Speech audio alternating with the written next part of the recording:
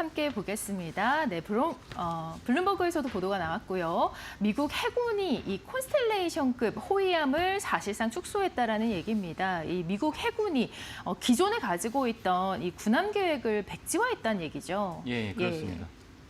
그래서 이제 이번 보도가 중요한 건 결국 미국은 이제 중국을 견제하기 위해서 이제 자국의 해군을 갖다가 많이 증대시키려고 그러는데, 근데 증대시키려고 하는데 그나마 있었던 이 콘스텔레이션급의 그 호위함은 전체 미국 해군에서 중간 역할을 하는 그런 규모의 이제 군함입니다. 그 군함을 사실상 건조를 백지화했다라는 얘기는 우리나라에게 중요한 어떤 기회가 되고, 사실 그런 맥락에서 블룸버그가 실질적으로 미국 해군의 미국 조선업의 많은 문제점인데 해결책은 한국밖에 없지 않느냐, 이런 맥락에서 보도를 했습니다. 네, 미국이 지금 이제 중국을 견제하려는 의도로 보이는데 지금 어떤 상황인지 좀 궁금합니다. 왜냐하면 기존에 있었던 계획을 없앴다라는 얘기거든요. 사실 뭐 축소했다라는 의미가 그렇죠. 예.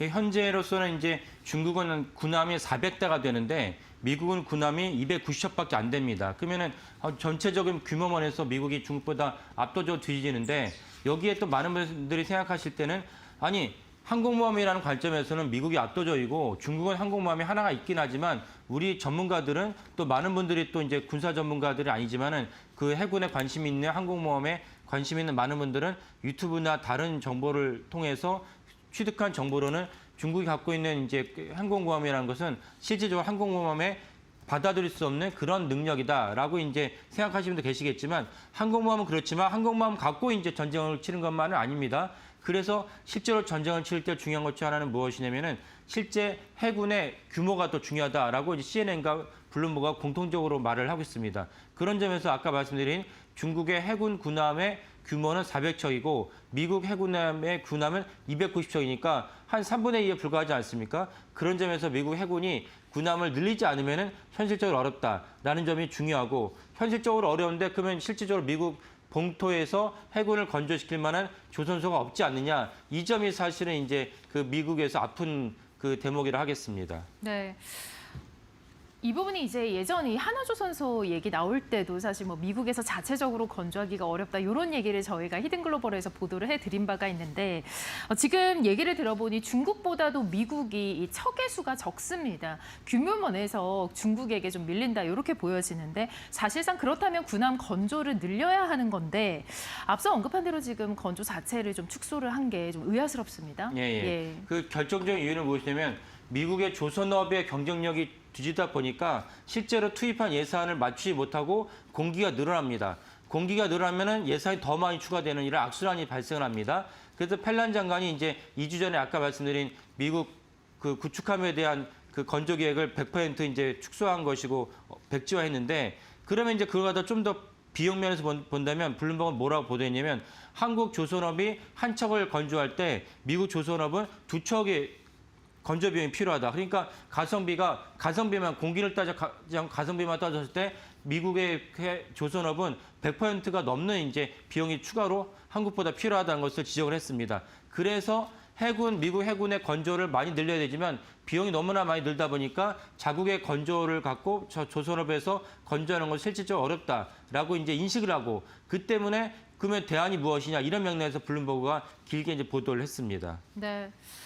제가 알기로는 이제 조선업에서는 사실상 무언가를 하려면 법안이 중요한 걸로 알고 있습니다. 이렇게 하려면은 이제 사전에 정비를 해야 되는 법안이 있다고요? 예. 왜 그러냐면 이제 미국 해군의 구축함이나 그런 연안에 필요한 함정 같은 경우는 다 자국의 외교안보랑 직결되기 때문에 어떤 법안이 있냐면은 이런 해군에 대한 건조는 외국에 맡길 수 없다라는 법안이 있습니다. 그러니까 이 법안을 갖다가 우회할 수 있는 보조 법안이 필요하다고 해서 사실 올해 이제 해당 법안이 이제 발의가 됐습니다. 올해 2월에 발의가 됐는데 해군 준비 태세 강화법이라 합니다. 이 법이 아직 통과가 안 됐습니다. 통과가 되어야지 실질적으로 이제 우리나라가 미국 해군 건조함의 시장에 뛰어들 수 있는 근간이 마련된다라고 볼 수가 있겠습니다. 네.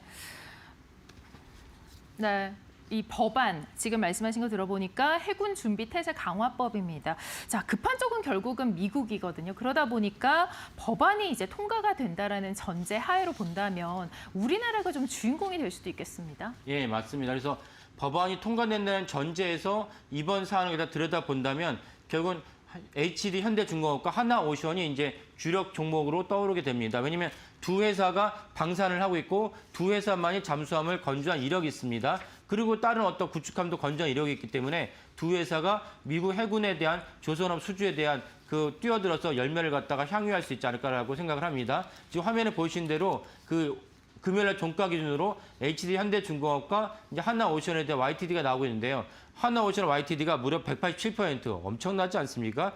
HD 현대중공업 역시 85%의 그 YTD를 보였습니다. 반면 코스피도 많이 올랐지만 코스피는 70% 정도의 YTD를 올렸습니다. 이런 맥락에서 사실은 조선업이 많이 올랐으니까 이제는 팔아야 되지 않나라고 생각하시는 분도 계시겠지만 이제 미국에서 불어온 훈풍을 맞아서 본격적으로 이제 매출과 수주에 반영하는 것은 내년부터다라고 이제 이해하시면 좋겠습니다. 네, 현대중공업이 지금 100%가량, 한화오션이 200%가량 지금 올랐습니다. 뭐 최근에는 약간 주춤해도 여전히 엄청 많이 오른 수치인데 사실 뭐 재원 마련이 이제는 핵심이겠죠. 예. 재원 마련에서 중요한 트리거는 우리가 미국에 건네주는 이제 1,500억 달러로 이제 추정을 할 수 있습니다. 그런 맥락에서 관세 협정에서 우리가 미국에 1,500억 달러 주기로 한 건데 거기에 더불어서 야 우리가 준 돈을 갖고 미국의 세금을 건조하면 우리가 가져오면은 사실 우리나라 세금을 갖고 HD 현대중공업과 하나오션을 부양하는 셈이다라고 비판할 수도 있지만 그에 훨씬 더 많은 금액의 미국 해군에다가 예산이 투자해야 될 것으로 보여집니다. 블룸버그는 무엇이라 보도했냐면은 향후 30년간 매년 400억 달러씩 미국 해군 건조에 투입할 것이다. 그러면 30년간 매년 400억 투자한다면 30년 전체로 본다면 무려 1조 2천억 달러죠. 1조 2천억 달러라는 숫자는 엄청난 숫자입니다. 향후 4년간에 걸쳐서 전체적으로 민간을 다 합쳐서 미국의 그 전체의 그 데이터 센터, AI 데이터 센터의 시장 규모가 1조 2천억 달러니까 엄청난 규모입니다. 그러니까 사실상 미국 해군 건조에 필요한 예산이 1조 2천억 달러다, 30년간. 그렇다면 하나오션과 HD 현대중공업이 뛰어들어서 이제 엄청난 규모의 시장 규모를 갖다가 성과를 누릴 수 있는 그런 근간이 이제 마련했다 이렇게 보시면 되겠습니다.